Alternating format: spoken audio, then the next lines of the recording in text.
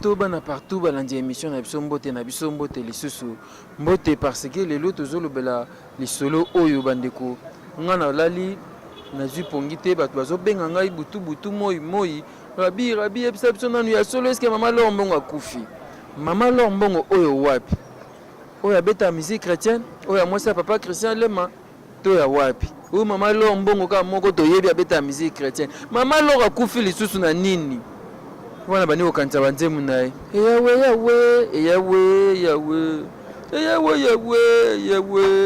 ayayay mama Laure Mbongo nani ayebisino ke mama Laure Mbongo akufi toza awa bona plateau toluka toyeba vérité mama Laure akufi to akufi te tokoyeba yango awa na émission ya lelo tokobenga na numéro na ye moko Laure Mbongo na yete soki tozwa papa Christian to ye moko mama Laure ayebisa biso jusque là ngai mpe nabi te nabengabengaka si bato elongo na kokodema mpo tozwa précision bino mpe oyo bokobenga biso so moyen ezali bobenga boyebisa biso bozwi nano information na réseaux sociaux circulé bapandi bafoto ya mama Laure Mbongo disant que père à son âme akufi nsima ya accident. Est-ce vrai ou faux? Yango ebongaka avant opesa bata information il faut qu'on vérifie yango la véracité vérifier otalisi eza vrai olobi mbo sikoyo nako publier information oyo naza na yango ngai sikoyo nalingi tosala exercice oyo na bino to vérifier elongo na bino toyeba la vraie information est-ce que akufi to akufi te est-ce que asali accident to asali accident te toyeba yango awa toza bona kokodema ndenge ezalaka à part makambo ya mama Laure Mbongo tokobeta mpe lisolo oyo ezotala élection na mboka na biso kasi ndeko moko esinga bia JF Fonge alobaki yango JF Fonge alobaki kala te basala nzambe mibale bakufa bastar mibale bakufa yango JF Fonge akoma prophète pasteur tonani soki JF Fonge akoma prophète est prophète de bonheur to prophète de malheur na mega pe évangéliste na biso nani Roger Baka to benga pe awa tozwa ba détails nyonso JF Fonge nazoluka numéro na yo nazozwa te vraiment ce besoin possibilité botinde na numéro JF Fonge to so lana ata na phone poso na bina ke luka visa na osana JF Fonge mission maison Shangame e Kangama na kozo ya Chine okoya na Chine JF Fonge. Est-ce que prophétie JF Fonge lobaki ke bastar mibale bakufa lisusu etikali bango eza lobaki on a kanda to réellement nzambe mtalakisaki soki mpe nzambe mtalobelaki est-ce que bastar yango eza mama Laure est-ce que eza Laure Mbongo soki eza Laure Mbongo JF Fonge est-ce que papa Christian akosepela na prophétie ya boye voilà le temps na mpe mama moke to recharger ba téléphone to meka osola na bino baebozolanda biso tosola mpe na bisika oyo tokozwa vraie information pour que toluka ngo biso na bino mbala moko esala mwa bien kokodema. Et bien voilà tomeka na kobenga l'évangéliste Roger Baka toyeba peut-être soki information eza vrai to faux mama Laure akufi to akufi te Laure Mbongo tobenga na Roger Baka toyeba soki mama Laure akufi to akufi te.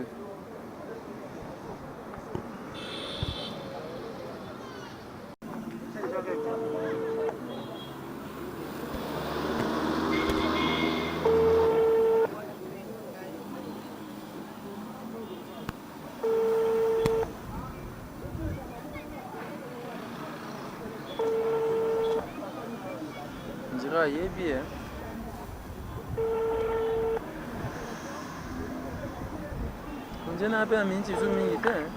Allô? Oui. Bonsoir, évangéliste Roger Baka. Bonsoir. C'est Rabi. Je voudrais juste vérifier si réellement, parce que les gens m'ont appelé disant que maman Laure est morte, Laure Mbongo. Non, je n'ai pas encore confirmé. Pardon? Je n'ai pas encore confirmé ça. Ah. Merci beaucoup. Là, j'essaie un peu de vérifier. Au cas où vous avez l'information, si possible, vous pouvez me faire signe. D'accord. Merci. Voilà, je pense que Boyoki réponse à évangéliste Roger Baka. Nanu a vérifié ne yangote azana ena likamba kolobate likolo. Lokola ye azuna information de ce que to meka kobenga de comme sous je crois to benga papa Max Mbenga, c'est aussi un grand journaliste à sa chronique religieuse. To benga ye peut-être to cause information vraie. Là, son téléphone est en train de sonner. Son téléphone sonne. Allô, bonsoir papa Max. Bonsoir ndeko na ngai. Boni papa. Bona soka television na mawana ye. Papa, bandeko rumeur ezo circuler sœur Laure Mbongo akufi. Yango na bengi pona zo précision pa na yo. Merci beaucoup ndeko na nga osali c'est solo. Ozali journaliste ya solo penza oyo alukaka kozwa information ko vérifier avant balikambo na télévision. Oui. Ezali rumeur eka ndenge moko obengi yango. Ezali information lokuta, ezali information tina sasa, ezali ya solo te. Ngai moko na solo na mama Laure Mbongo, je crois qu'il y a quelques minutes awa na solo na ye, azali na ye malamu d'ailleurs. Bikolo aza mingi na studio mpona kobongisa album na bango ya sika oyo ekobima mikolo ezali koya.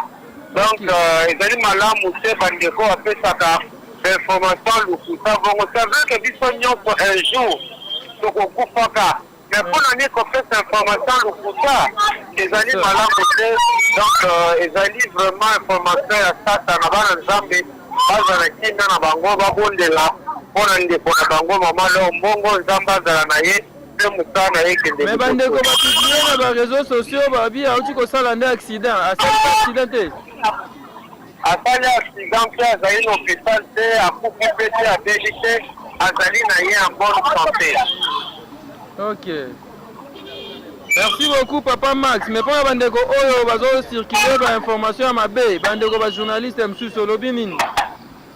Yango tozoloba ke ezali plus important na bana na nzambe basala communication, basala journalisme po ete ezali moyen moko efficace, moyen moko kripa oyo nzambe azopesa biso mpona évangélisation.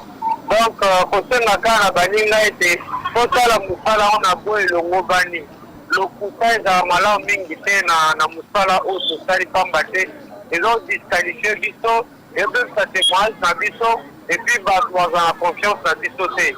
Mopanzi sango ya solo avant livre information alukaka vérification atala soki ezali ya solo, me yo likambo olobi oza na source te kaka boye esala soli mpe kobebisa lokumu ya mosala na biso.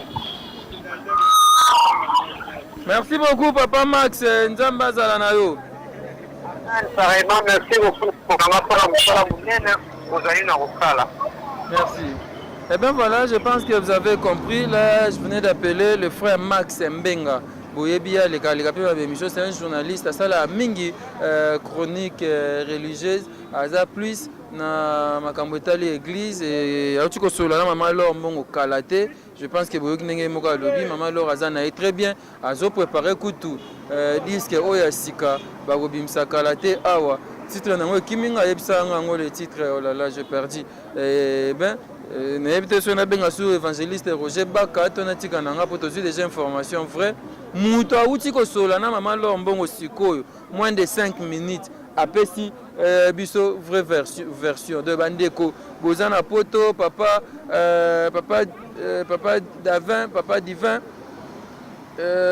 maman na biso vraiment bandeko nyonso bobengaki biso partout dans le monde arabi ndenge nini maman Laure akufi na été asali na ye mpe accidenté aza na ye bien aza na ndako na ye na mobali na ye papa Christian na bana na bango na ye bamwana moko komuna ezalaka Olivia ayemba ye baza na bango bien na ndako na bango bafandi yo okeka bakoinvente lisolo bongo soki mama ya Laure Mbongo azali amoni information ya ndenge wana apike crise yo okobénéficie nini?